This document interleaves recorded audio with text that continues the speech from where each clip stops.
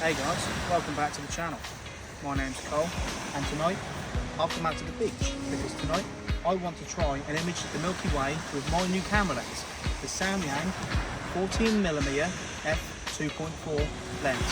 Now this is connected to my Canon 250D, which is Astro modified, and we've also got it attached to the equatorial mount, the HEQ5 Pro mount.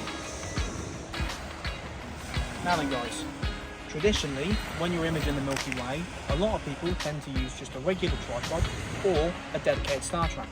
But I've gone completely and utterly overkill by using this HEQ5 Pro mount, which is supposed to be used for telescopes.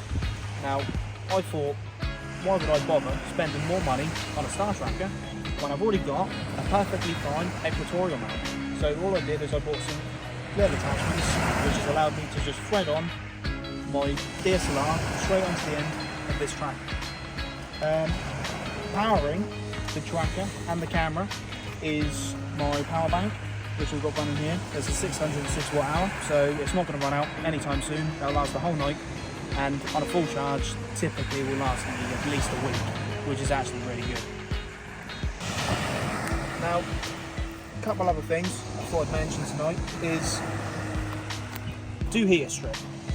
I'll be wrapping this around the edge of this camera because, especially as we're next to the ocean and it's the UK, it's summertime, humidity is going to be a problem.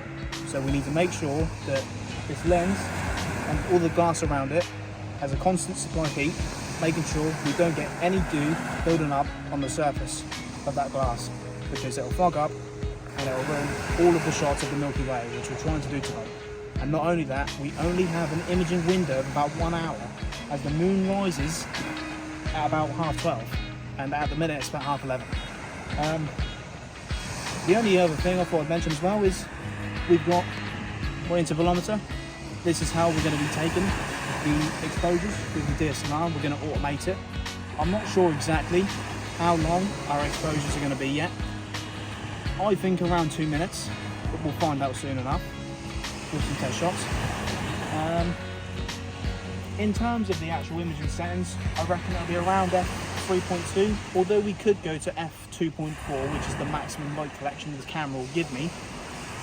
The stars in the corners end up really buzzing out, they don't look good, they don't look sharp, so by lowering our f-stop we can avoid these problems. ISO wise, I'm hoping to go around ISO 100 to 200.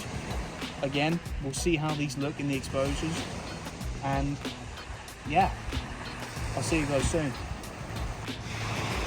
Now, the other thing then guys is polar alignment. I'm using a tracker, that means polar alignment should be very, very important.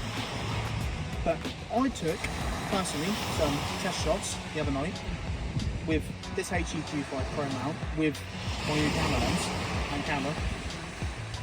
And all I did is I faced my mount north, facing the star Polaris.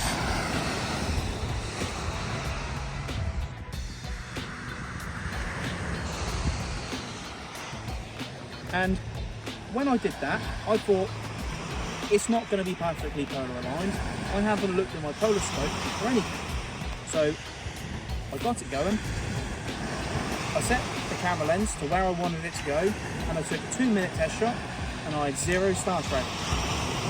This is purely because we're going to be imaging tonight at 14mm focal length, which with a 1.6 times crop factor, because this is an APS-C type sensor, it'll actually be about 22mm. But because we're tracking at the same time, it's not a problem. Hey guys, we've just started imaging. I decided to go at ISO 200 for 3-minute exposures. I've got this at f3.2 to ensure my stars are nice and sharp. Aside from that, I'm really pleased with how the test shots came out. We're about to get another one right now, which I'll show you as it completes.